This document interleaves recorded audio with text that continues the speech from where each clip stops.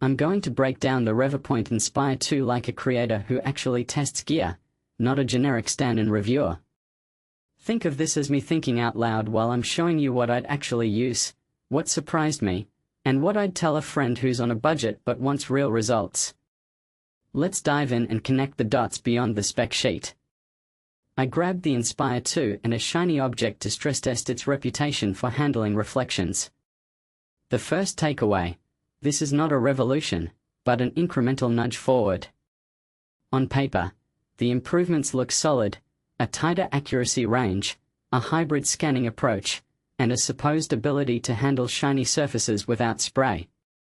In practice, that matters, but it doesn't magically elevate the INSPIRE 2 into the realm of premium bang-for-buck scanners. Personally, I think the real value here is for hobbyists who want portability with reasonable results, not for pros chasing absolute top-tier fidelity. Context matters.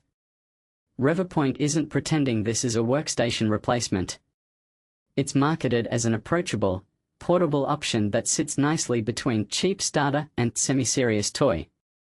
The INSPIRE 2 comes in standard and premium bundles. The premium kit adds a mobile setup, a smartphone-friendly kit, a mini turntable, markers, outdoor filters, and a calibration board.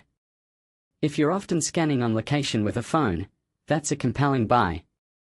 If you mostly scan from a desk, the standard bundle keeps the price low and still gets you where you need to go. Let's talk about what actually changed. The big talking points are an improved accuracy and the ability to scan shiny objects without spray. In practice, I felt the accuracy bump from 0.2 mm to 0.05 to 0.25 mm across sizes is meaningful on paper, but for everyday hobbyist use, the difference is nuanced. It's not like the INSPIRE 2 suddenly snaps into industry-grade status. What matters more is the workflow, speed, ease, and how forgiving the system is in real-world lighting. Shiny objects test: this is where the hype meets reality. The INSPIRE 2 can scan reflective surfaces, but you'll still fight with markers and setup. I started with a gourd ornament on a turntable, added markers, and experimented with a hybrid approach: handheld movement combined with rotation. The results improved when I layered more markers and diversified the capture angles. The takeaway: shiny surfaces aren't a free pass. They're still a puzzle you solve with technique, not a magic wand. If you're scanning shiny objects regularly, a premium blue light system with less marker fuss will save you time. The INSPIRE 2 is capable, but it requires more planning and patience for tricky finishes. What does it actually feel like to use? The hardware is light, 180 grams, about the weight of a modern smartphone, and easily portable. It fits in a bag, which makes it ideal for field work or quick desk-to-studio sessions. The build is mostly plastic, which is fine for light use, but you'll want a protective case if you're lugging it around. The software, Revopoint, is straightforward and user-friendly, which lowers the learning curve for beginners. In short, the ergonomics are good, the software is approachable, and the workflow is practical for hobbyists who don't need a lab-grade setup. But let's get honest about the trade-offs. You'll need a fairly capable machine to run the pipeline smoothly.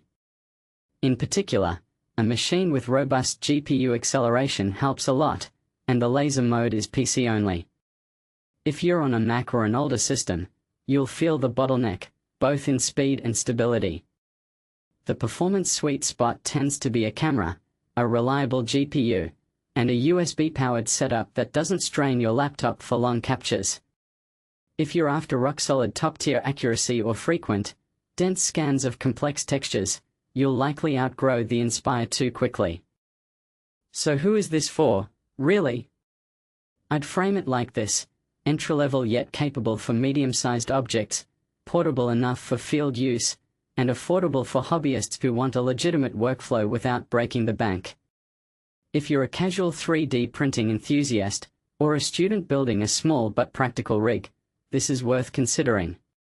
If you're a designer who needs flawless detail on every scan, or you regularly deal with shiny or highly reflective surfaces as a core part of your process, you should probably look at higher-end, blue light systems, or dedicated scanners with less reliance on markers. A few practical, concrete takeaways you can use next time you're in the shop or thinking about buying. Don't expect miracle spray-free results on every shiny object. Prepare to add markers and possibly switch between turntable and handheld scanning to hit crevices and curves.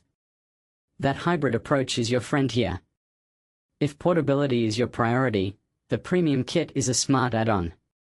It's not just a bag of accessories, it's a mobile-ready workflow. If you're mostly desk-bound, the standard kit is lean and perfectly adequate. Consider your ecosystem. If you're on Windows with a capable GPU, you'll get the most mileage. If you're on Mac or have a weaker machine, you'll feel the limitations more acutely. Don't expect this to replace a premium scanner when your work hinges on tiny, hairline details or highly variable lighting. It's a stepping stone, not the finish line. One thing that immediately stands out is how Revopoint positions the Inspire 2 as an approachable upgrade without erasing the original's value. In my opinion, they nailed the user flows. The device is easy to pick up, the software is intuitive, and you can pack it up and go. What many people don't realize is that the real cost of entry for good 3D scanning isn't just the hardware, it's the workflow, the accessories, and the time you invest in learning the nuances of scanning shiny objects. If you take a step back and think about it, the Inspire 2 sits inside a broader trend: affordable, portable scanners gradually inch toward professional capability. The line between hobbyist gear and pro tool gets blurrier as the software catches up and hardware gets lighter. The question isn't just what you can capture, it's how quickly you can do it, how reliable the results are across objects and lighting, and how well the ecosystem supports your preferred creative process. Final thought: would I recommend it? Yes, for entry-level explorers who want a credible, portable scanner and don't mind doing a bit of extra setup for shiny surfaces. No, if you live and breathe high-detail work on reflective subjects or you need plug-and-play efficiency every single time. If you're curious and budget-conscious, the Inspire 2 is a solid way to dip your toes into 3D scanning without overcommitting. Before you go, tell me what object you'd test first with a scanner like this. Do you value portability more, or are you chasing the absolute smoothest mesh possible? I'm curious how you'd deploy a tool like this in your own projects.